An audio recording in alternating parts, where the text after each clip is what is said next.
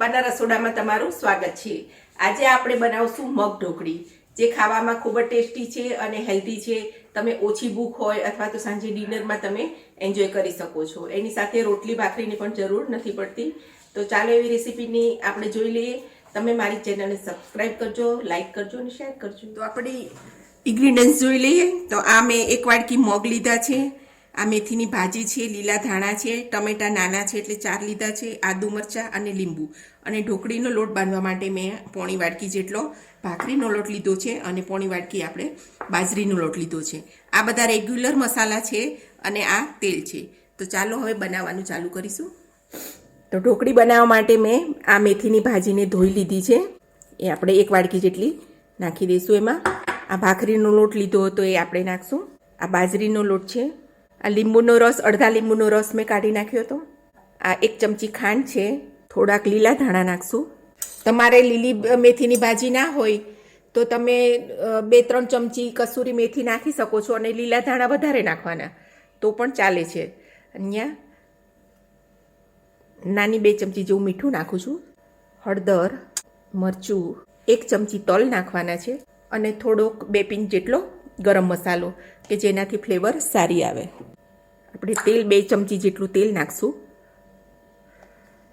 અને હાથેથી બધું સરસ મિક્સ કરી અને બહુ ઢીલો નહીં એવો આપણે લોટ બાંધી લેવાનો છે। જેવો આપણે થેપલાનો બાંધીએ છીએ એવો લોટ આપણે એનો બાંધી લઈશું। તો આપણો લોટ સરસ બંધાઈ ગયો છે। હવે તેલવાળો હાથ કરી અને આપણે નાની નાની એની ઢોકળી બનાવી લઈશું। સાવ નાના નાના ગુલ્લા કરવાના છે। આટલા નાના નાના ગુલ્લા કરી અને આપણે વાળી દબાવીને આવી નાની નાની ઢોકળી બનાવવાની છે।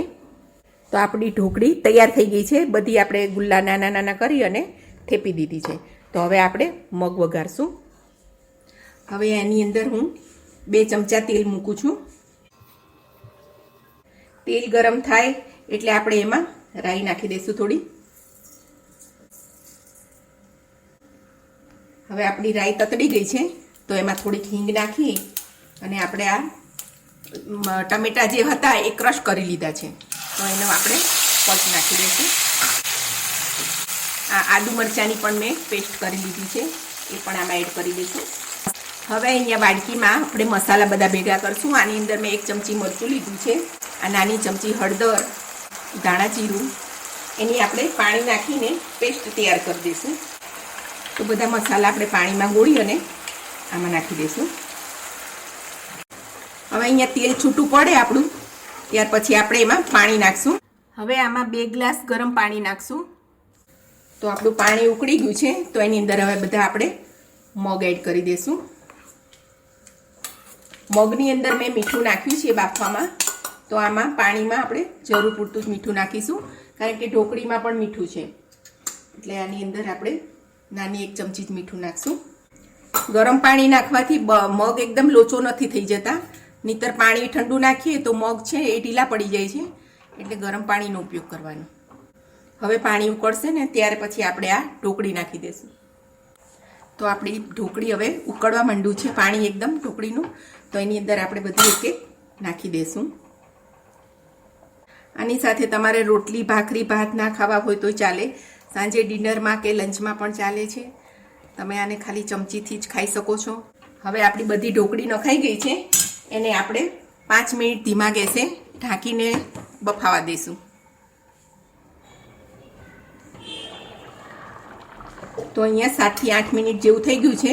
વચ્ચે વચ્ચે મેં એને 1-2 વાર હલાવી હતી તો આપણી ઢોકળી હવે સરસ ચડી ગઈ છે। જો તમને ગળપણ ભાવતું હોય તો તમે અહીંયા ગાડી થોડો ગોળ કે ખાંડ નાખી શકો છો, અને અડધા લીંબુનો રસ મેં નીચવીને આમાં નાખું છું। થોડા લીલા ધાણા નાખી દઈશું આપણે। તો આપણું ઢોકળીનું શાક તૈયાર થઈ ગયું છે। આપણી ઢોકળી તો ઉપર તરી આવે છે એટલે કે આપણી ઢોકળી ચડી ગઈ છે। જો નીચે બેસી જાય તો હજી બાકી હોય, કાચી હોય, પણ આપણી ઢોકળી ઉપર તરતી થઈ ગઈ છે એટલે કે આપણી ઢોકળી ચડી ગઈ છે। તો હવે એને સર્વિંગ બાઉલમાં લઈ લેશું। તો આપણું શાક મગ ઢોકળી તૈયાર છે। તો આપણી મગ ઢોકળી રેડી છે। તમે જરૂરથી મારી રેસીપી બનાવજો, ખૂબ જ ટેસ્ટી છે અને હેલ્ધી છે.